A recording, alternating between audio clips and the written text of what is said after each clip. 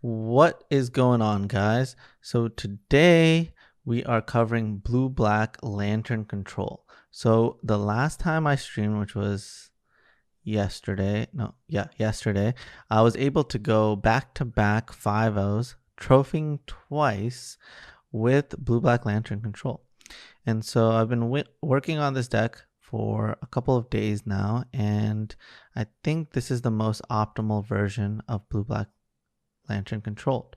So I started off with green black with Ancient Stirrings by a player named Angled Lufa, and they have been dominating with green black lantern control, mainly because Urza Saga is around, and Ancient Stirrings allows you to find Urza Saga more often. But I had something else in mind. I've played a lot of Emery / Urza / Oko in my time, and I wanted to give Urza a sidekick, and I think Emery is the perfect sidekick. Basically, I think Emery has the capability of taking over games, and like Inquisition / Thoughtseize into Emery is kind of like putting a better Dark Confidant onto the battlefield, because it has more selection and doesn't have downside in losing the life. So far, I think I've really liked Emery as like a secondary engine. It also works super well with Crucible of Worlds and Urza Saga. So yeah, I mean, Urza Saga is basically Whir of Invention built into a land, but the land is also Karn at the same time because it can produce tokens which can win you the game pretty easily by themselves. So yeah, Urza Saga is simply just broken, and I think this shell takes advantage of it the most because its combo, which is Codex Shredder and Lantern of Insight, is so easily attained with Urza Saga.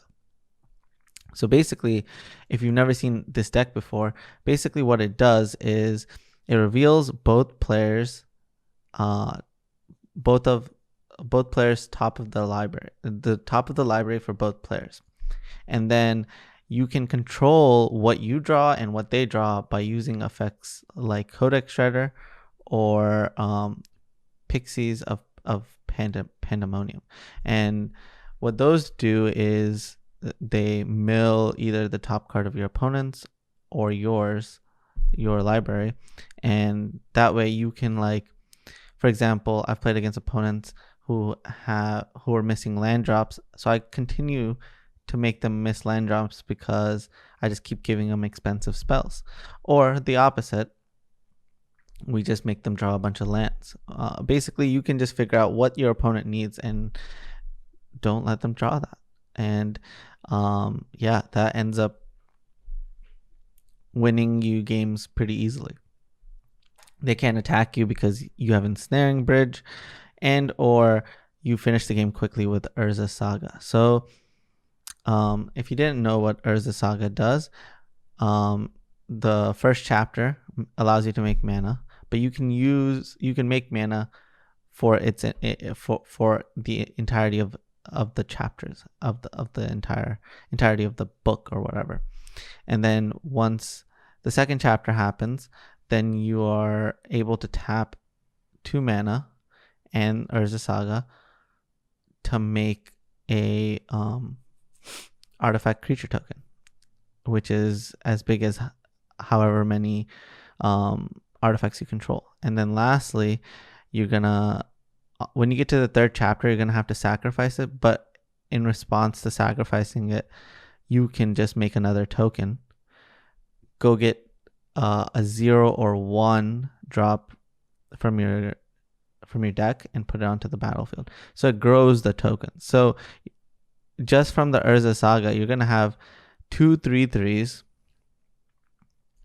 and one of your combo pieces. And that's what makes this deck so consistent, is you can either have your combo setup, which is essentially Lantern of Insight, Codex Shredder, and Ensnaring Bridge. They can't attack you, control the top of their library. Or you can have Emery, she's drawing you a bunch of cards or putting that combo together. Or you can have Urza Saga, which basically just is a game plan on its own. And that's what makes this deck so incredibly frustrating to play against and so rewarding. Because if you do it right and you make all of these decisions right, you essentially get to soft lock your opponent to victory. And so the next portion is we're going to jump into some games, and it should be smooth sailing. All right. Our hand is looking pretty good. And it looks like we're playing against Burn. I'm going to take 1. And I think our hand is actually quite slow against Burn, so I'm not really excited about this. But I'm going to start off with the Urza Saga because we already have half of the combo. We want to grab Codex Shredder and or Elixir of Immortality, but we end up finding Elixir on top. The Eidolon is a huge problem, so we gotta shuffle it away and pray they don't have another one. Ooh, and they fire off a Boros Charm. That's actually quite good news because Eidolon would have been lights out. So our turn is going to be quite simple now. We're just going to play our 2 artifacts and pass the turn. We're at 13. The 5 cards in hand. This is looking very, very bad for us. We see Pithing Needle on top. Pithing Needle, probably going to name Sunbaked Canyon.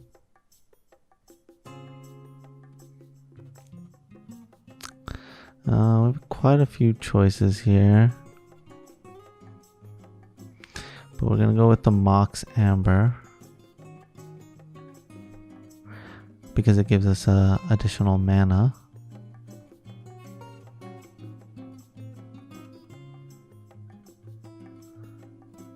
Which we aren't gonna use. Well, we can crack the Elixir of Immortality. We can Pithing Needle. It lets us, the Mox Amber lets us do everything this turn. And then next turn we can start making tokens.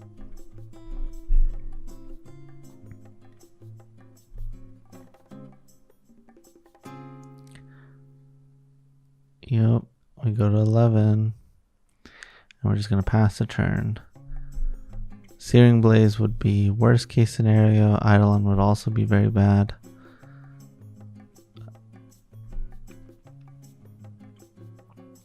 Another Goblin Guide.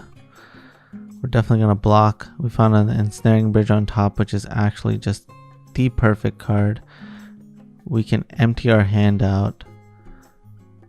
And they suspended a Rift Bolt, so this is going to be putting us down to 4. So as long as they don't have 2 burn spells or a Boros Charm, we can get Elixir next turn, and then we'll be looking really good.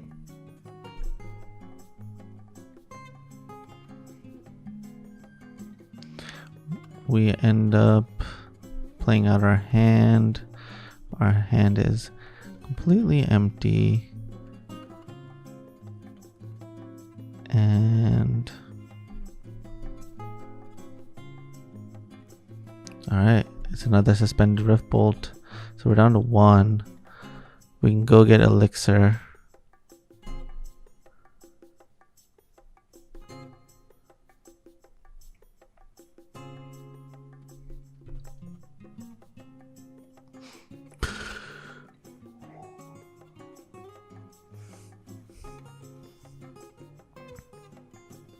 So we get the Elixir, go to 6.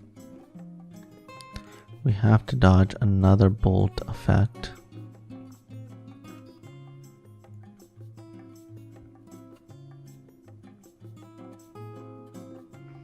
Ripple comes off suspend. Can we dodge? We draw. See if we hit that drown unlock, and we don't. So we are dead. On to game 2. This game would have been much easier if we got to keep that lantern, because then we could have gotten a Codex Shredder instead of the Mox Amber, and that would have allowed us to manipulate the library. Hope maybe enough to win that game, but it is what it is. It gets a lot easier post board.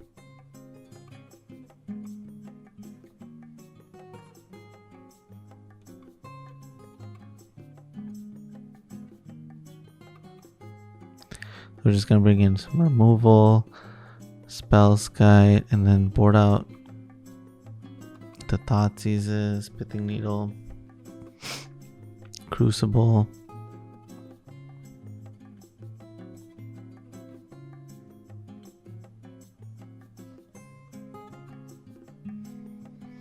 Simple enough, simple enough.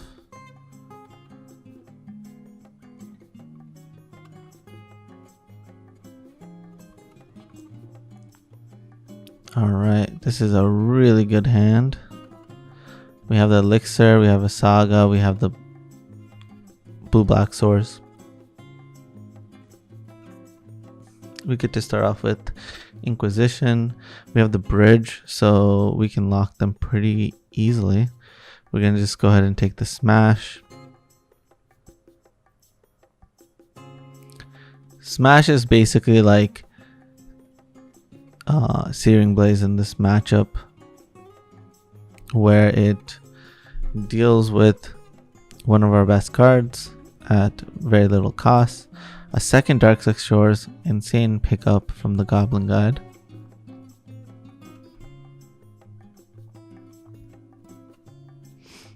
And this turn, we have quite a few options.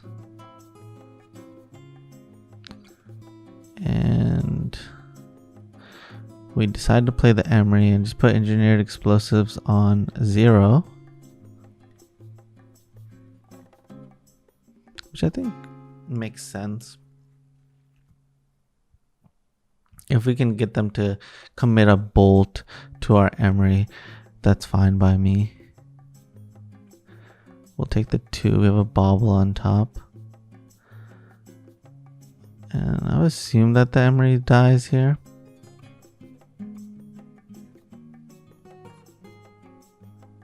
Nope, just going for the face. We're at 10.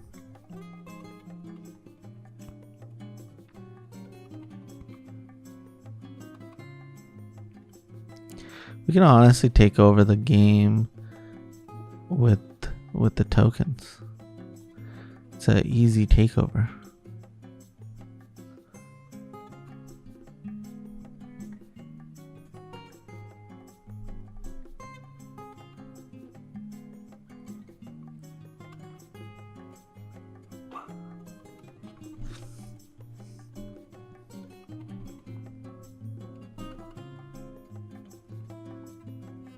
Alright, we checked the top of their library.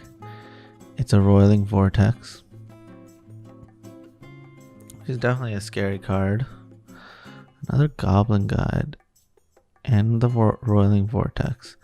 That means we can't bring back our Bauble, because it will cost us way too much life. The card has a clause. 0 mana spells will make us take 5. But our clock is quite quick with 2 tokens. And Lantern of Insight is a great draw.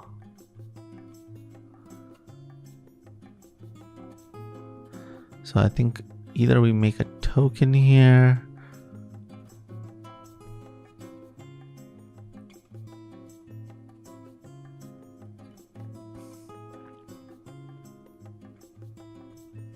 or we're cracking the Elixir. We have quite a few options.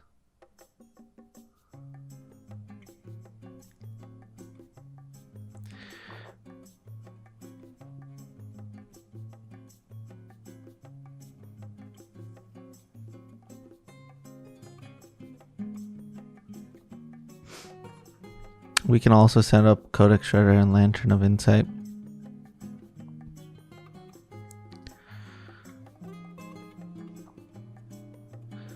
Or we can gain the 10 life. Crack Elixir in response. Go get Elixir. Puts us at 17. And then they're kind of in danger of dying to their own stuff.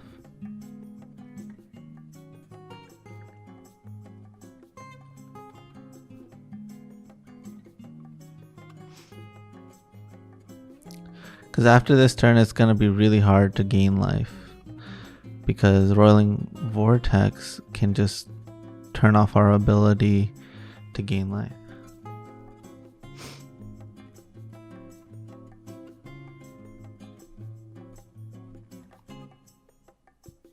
And we drew another elixir. So, well, it's the same elixir. We just keep drawing it. Which is solid. And our clock is super fast, so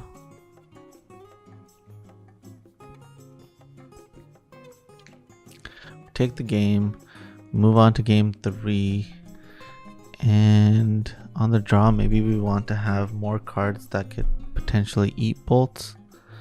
Maybe it's time for the Void Breaker. Maybe. I think we have enough stuff, but it's certainly not the worst.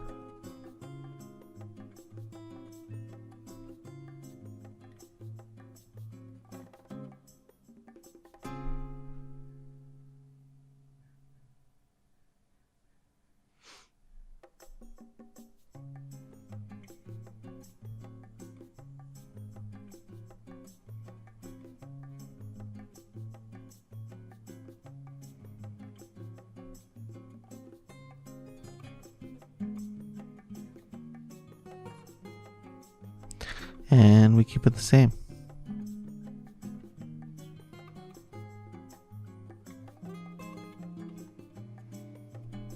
Nope, we bring them in. Perfect. Basically what we're thinking is so many roiling vortexes.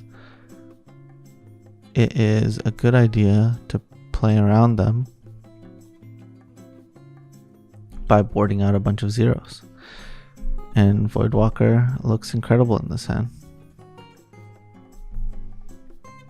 It's just a card that pairs so well with Codex Shredder.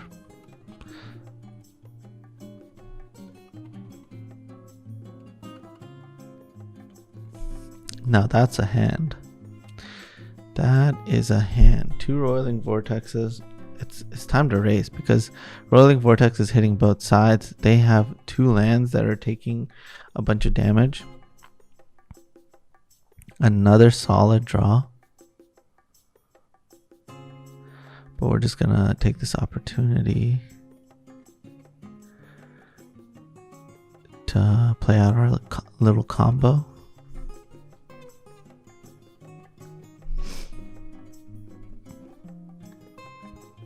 Another one comes down. And the race is honestly really close. Oh, that's a good one. Now we have a couple of choices. We can mill it.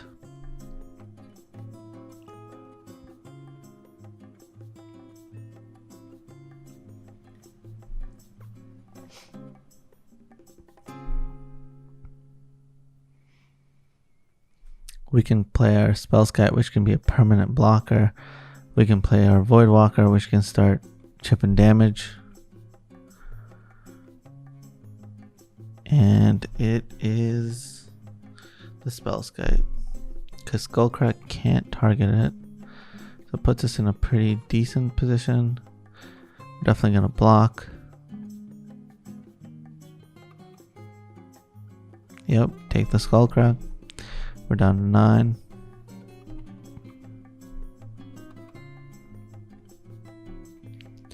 We'll untap. We'll mill. Oh, we definitely have to mill that. Smash has got to go.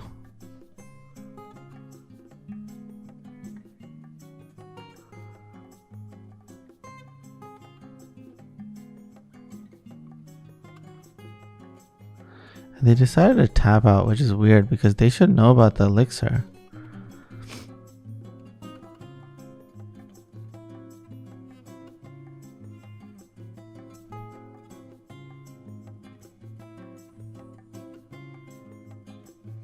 And we're forced to just gain the life. They're down to 8, and this race is starting to swing in our favor without us really doing anything. Ooh, Eidolon. So we could hit that, but we choose. It's wise not to choose to take it because they're gonna lock themselves out with it.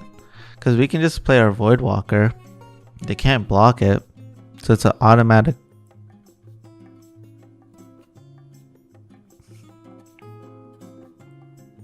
Hit for 3, and their Rolling Vortex is just gonna completely wreck them. Eidolon plus, they're just setting themselves up to die to their own stuff. So we're down to 7.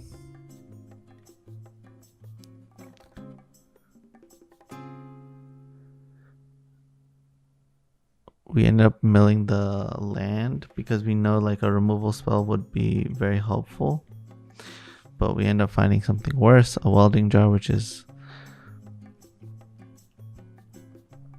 just terrible. Now we just have to hope to break 1 turn. And they found a Boros Charm, which they cannot cast.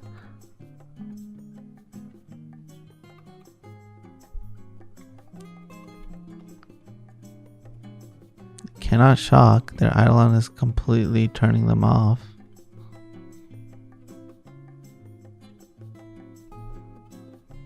They could attack, but we have great blocks, and now they're just dead. Our Void Walker can't be blocked, and they don't have a bolt effect for it.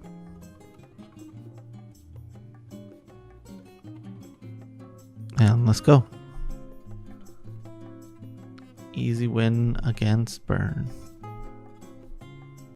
Alright, so let's cover the sideboard. So the sideboard made a couple of changes. I think Sai is a really good threat that doesn't cost a lot, that pairs well with our Mox Amber, and it's kind of been the forgotten hero in the past. You know, it's been a good card in other artifact decks like KCI. Yeah, so I think this is the return of Sai, at least in the sideboard, as a alternate win condition. And then I think Tezzeret is the quickest way to finish the game, and that's important because time is a factor for this deck, right? Sometimes milling them out is not an option because you are timed on Moto. You will lose if you run out of time before your opponent does.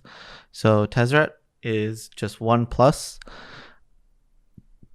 and then you can -4 and just easily win. Chalice of the Void takes care of all of these suspend style decks, especially the ones that are revolving around creating footfalls or a living end. And then Sun Droplet, just an easy way to gain life, close out those red decks like Prowess, Spellskite, kind of everything. You know, it's a protection spell for your combo as well as does well against burn. Just a very versatile card. Damping Sphere, I'm sure Tron is a bad matchup. I have yet to play against Tron. It's kind of fallen out of favor, but Damping Sphere definitely takes care of helps take care of that matchup. And Voidwalker has so far been a really impressive engine in a deck like this. Like, it is such a good alternate win condition. I'm really happy to have it in the board. And Feed the Swarm, you can't, I've come to find out that the white ley line is a problem, and so Feed the Swarm is an easy way to deal with problematic enchantments, which blue and black colors usually can't do.